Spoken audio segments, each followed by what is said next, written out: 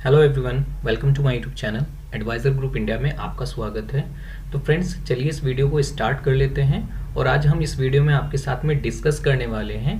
अभी जीएसटी में एक चेंज आया है जिसमें आपको हो क्या रहा है कि जब भी आप अपने जीएसटी डैशबोर्ड पर लॉगिन करते हैं तो वहाँ पर आपको एक फॉर्म देखने के लिए मिल रहा है। जी हाँ फ्रेंड्स, उस फॉर्म का नाम है selections of core business.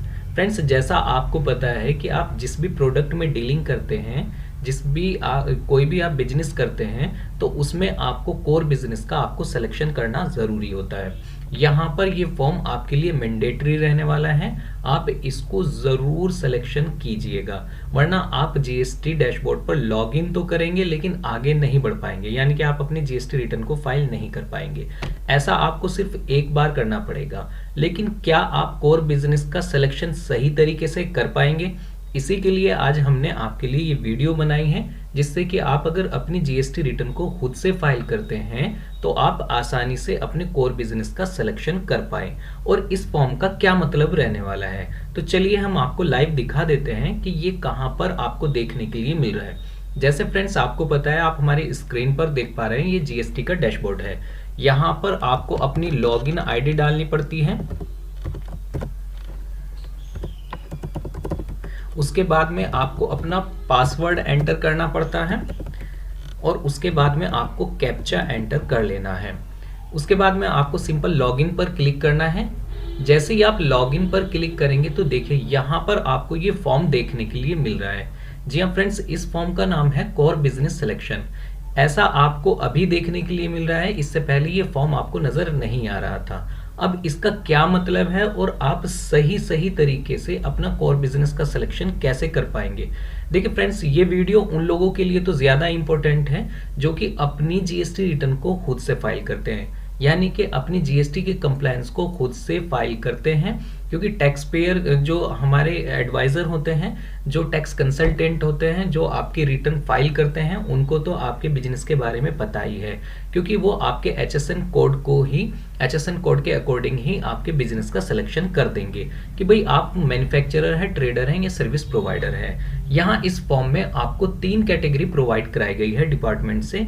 Department ये कहता है या तो आप मैन्युफैक्चरर हो सकते हैं, या ट्रेडर हो सकते हैं, या फिर सर्विस प्रोवाइडर एंड अदर्स की कैटेगरी को आप सेलेक्ट कर लीजिए। यहाँ पर आपको अब करना क्या है? देखिए, हमारा आपसे सिर्फ कहना यही है कि आप इस फॉर्म का सिलेक्शन जल्दबाजी में मत कीजिए। ऐसा भी नहीं है कि आप इसका अगर सिलेक्शन गलत तरीके से कर लेंगे तो आप इसको एडिट नहीं कर पाएंगे। नहीं, आप इसको आसानी से एडिट कर पाएंगे। लेकिन बेहतर है आप सबसे पहले जो नोट्स दिए गए हैं उसको अच्छी तरीके से रीड कर लीजिए, उसके बाद में ही अपने कोर बिजनेस का सिलेक्शन कीजिए। देखिए, चलिए तो हम इस कोर बिजनेस का सिलेक्शन कैसे आपको करना है यहाँ पर आपको ये बताएंगे। यहाँ पर देखिए, डिपार्टमेंट ने आपको 3 कैटेगरी प्रोवाइड कराई गई है। या तो आप मैन्युफैक्चरर सेलेक्ट करेंगे, या ट्रेडर सेलेक्ट करेंगे, या service provider and other select करेंगे।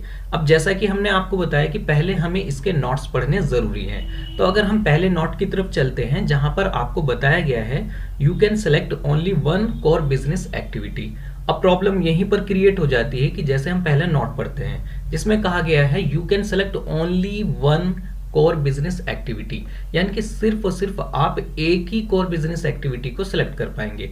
भाई, यहां पर तो आपको 3 कैटेगरी दी गई है, मैन्युफैक्चरर, ट्रेडर, सर्विस प्रोवाइडर। तो यानी कि डिपार्टमेंट के अकॉर्डिंग आप या तो मैन्युफैक्चरर को सिलेक्ट करेंगे, या ट्रेडर को, या सर्विस प्रोवाइडर को।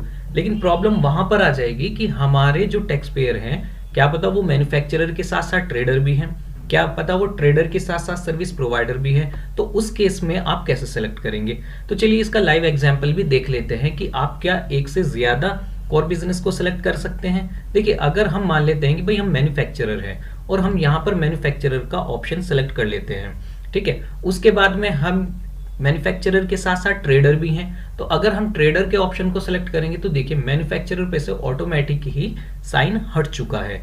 अगर हम ट्रेडर के साथ साथ सर्विस प्रोवाइड भी करते हैं तो उसके केस में अगर हम देखें trader plus service provide select करते हैं, तो जैसे ही हमने सर्विस प्रोवाइडर का ऑप्शन को सिलेक्ट किया तो यहाँ पर ट्रेडर का ऑप्शन ऑटोमेटिक ही हट चुका है। तो क्या हम सिर्फ एक ही को सिलेक्ट कर पाएंगे? तो चलिए नेक्स्ट हम नोट की तरफ चलते हैं और पढ़ लेते हैं कि डिपार्टमेंट ने क्या इसका सॉल्यूशन हमें दिया है इस फॉर्म में। जी हाँ फ्रेंड्स, देखिए जैसे आप नोट नंबर 2 पढ़ेंगे जहां पर आपको नजर आएगा in case all activities are applicable to you. देखिए अगर आपके केस में सभी एक्टिविटी अप्लाई होती है, यानी कि आप मैन्युफैक्चरर हैं, उसके साथ साथ आप ट्रेडर भी हैं और या फिर आप सर्विस भी प्रोवाइड करते हैं, तो आपको अब करना क्या है, तो kindly select your core business activity. तो उस केस में सिर्फ आपको अपनी बिजनेस की कोर एक्टिविटी का सिलेक्शन करना पड़ेगा कि चलिए मान लेते हैं कि भाई आप मैन्युफैक्चरर भी हैं, ट्रेडर भी हैं, तो अब आपको ये देखना पड़ेगा कि भाई आपकी कोर बिजनेस एक्टिविटी क्या रहती है, कि यानी कि आपका जो बिजनेस है ज्यादा मैन्युफैक्चरर की कैटेगरी में आता है या ज्यादा ट्रेडर की कैटेगरी में आता है। सपोज कीजिए आप मैन्युफैक्चरर ज्यादा हैं और ट्रेडिंग कम करते हैं, तो उस केस में आपकी कोर बिजनेस एक्टिविटी क्या हुई, मैन्युफैक्चरर। तो उस केस में आपको ट्रेडर सेलेक्ट नहीं करना है फ्रेंड्स, आपको सिंपल मैन्युफैक्चरर पर क्लिक कर लेना है। लेकिन अगर आप इन तीनों बिजनेस में लाइक करते हैं, यानी कि आप मैन्युफैक्चरर भी हैं, ट्रेडर भी हैं और सर्विस प्रोवाइडर भी हैं, तो अब आपको करना क्या होगा, अब आप इन तीनों बिजनेस की, यानी कि आप इन तीनों बिजनेस का सिलेक्शन कैसे करेंगे, नहीं हम तीनों का नहीं करेंगे, अब हम इन तीनों में से देखेंगे कि हमारी कोर बिजनेस एक्टिविटी क्या रहने वाली है। सबसे पहले तो फ्रेंड्स आपको समझ लेना जरूरी है कि कोर बिजनेस का मतलब क्या है। देखिए सिंपल लैंग्वेज में अगर बात की जाए, कोर बिजनेस का मतलब होता है आपका मेन बिजनेस किस चीज का है, यानी कि आपका मेन बिजनेस यानी कि मैन्युफैक्चरर हैं आप या ट्रेडर हैं या फिर सर्विस प्रोवाइडर हैं। तो सेकंड पॉइंट में आपको यही कहा गया है कि अगर आपके केस में ये तीनों एक्टिविटी अप्लाई होती हैं तो आपको इन तीनों में से अपना मेन बिजनेस सेलेक्ट करना पड़ेगा, यानी कि जो मेजर पार्ट आपके बिजनेस का होगा वही आपकी कोर बिजनेस का सिलेक्शन कहलाएगा। उस केस में आपको अपना कोर बिजनेस एक्टिविटी को सिलेक्ट कर लेना है। ठीक है, अब चलते हैं पॉइंट नंबर 3 की तरफ, जहां पर आपको कहा गया है other will includes work contract and other miscellaneous items। अब ये क्या है भाई, देखिए जैसे ही हम पॉइंट नंबर 3 पर जाते हैं जहां पर आपको लिखा गया है सर्विस प्रोवाइडर एंड अदर्स, यहां पर ये जो ऑप्शन है ना अदर्स का, पॉइंट नंबर 3 में इसी को हाईलाइट किया गया है, जहां पर कहा गया है कि others will include work contracts. देखिए यहां पर अगर आप कोई वर्क कॉन्ट्रैक्ट करते हैं तो उस केस में आपको पॉइंट नंबर 3 का सिलेक्शन करना पड़ेगा, या फिर अदर मिसलेनियस आइटम्स की कैटेगरी में अगर आपका बिजनेस आता है तो आपको यहां पर पॉइंट नंबर 3 को सिलेक्ट करना पड़ेगा। यहां से इन्होंने अदर का मतलब आपको समझा दिया है। इसके बाद में हम पॉइंट नंबर 4 की तरफ बढ़ते हैं, जहां पर लिखा गया है in order to understand the definition of manufacturer, trader, service provider, you can click on information button. देखिए सबसे मोस्ट इंपॉर्टेंट चीज तो यही रहने वाली है कि अगर आपको ये नहीं पता कि जीएसटी में मैन्युफैक्चरर का मीनिंग क्या है, जीएसटी में ट्रेडर का मीनिंग क्या है, सर्विस प्रोवाइडर का मीनिंग जीएसटी में क्या है, तो आपको सिंपल करना क्या है कि इंफॉर्मेशन बटन पर क्लिक करना है, वहां पर आपको इन तीनों की मीनिंग आसानी से आपको पता चल जाएगी। अब इंफॉर्मेशन बटन आपको देखिए यहां पर देखने के लिए मिल रहा है, जैसा आप हमारे एरो के निशान के साथ में देख पा रहे हैं। अब आपको करना क्या है, इंफॉर्मेशन बटन पर क्लिक कर लेना है। जैसे आप इंफॉर्मेशन बटन पर क्लिक करेंगे तो यहां पर आपको क्लियर देखने के लिए मिल जाएगा meaning of manufacturer, trader and service provider.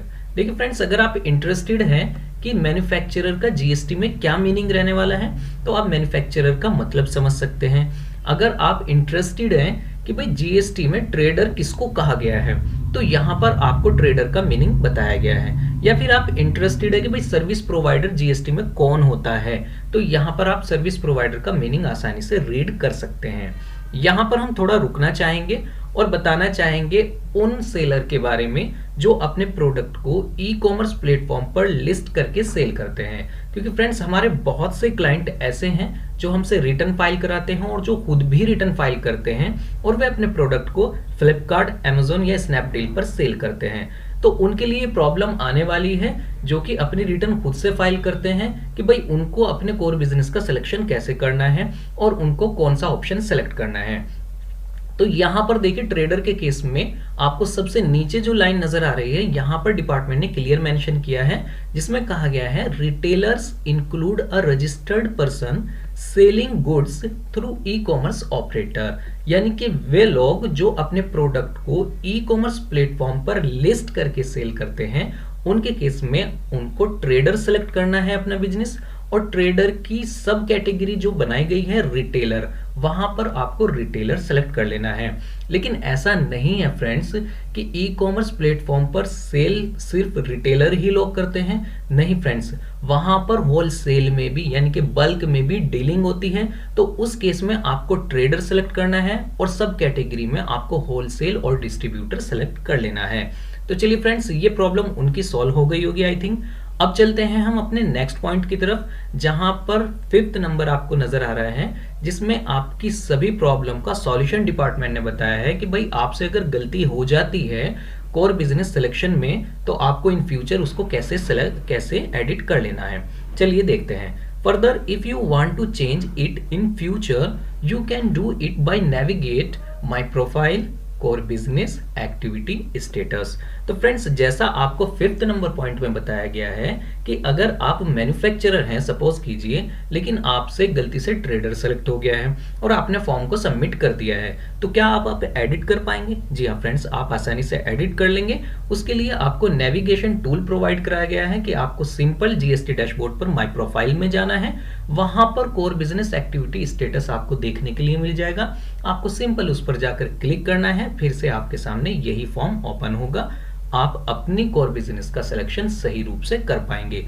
या फिर आप अगर पहले ट्रेडर थे, फिर आपका बिजनेस ग्रो किया, उसके बाद में आप मैन्युफैक्चरर भी बन गए उसी आइटम को बनाने के लिए, तो आप चाहते हैं अब आप ट्रेडर के साथ साथ मैन्युफैक्चरर हैं और आपका जो मेजर पार्ट हो गया है वो मैन्युफैक्चरिंग का हो गया है, तो उस केस में आप ट्रेडर से हटकर मैन्युफैक्चरर ऑप्शन को सिलेक्ट कर लेंगे। यहां पर सिर्फ आपको ध्यान ये रखना है, पॉइंट नंबर 2 आपके लिए ज्यादा कंफ्यूजनेबल है, क्योंकि यहां पर आपको बताया गया है कि अगर आप एक से ज्यादा आपका कोर बिजनेस का ऑप्शन है, यानी कि आप तीनों कैटेगरी में लाई करते हैं या तीनों में से किसी दो में लाई करते हैं, तो उस केस में आपको अपनी कोर बिजनेस एक्टिविटी देखनी पड़ेगी और उसी के अकॉर्डिंग ये फॉर्म आपको सेलेक्ट कर लेना है। तो चलिए अब लाइव आपको फाइल करके दिखाते हैं कि भाई आपको कैसे कोर बिजनेस का सिलेक्शन करना है।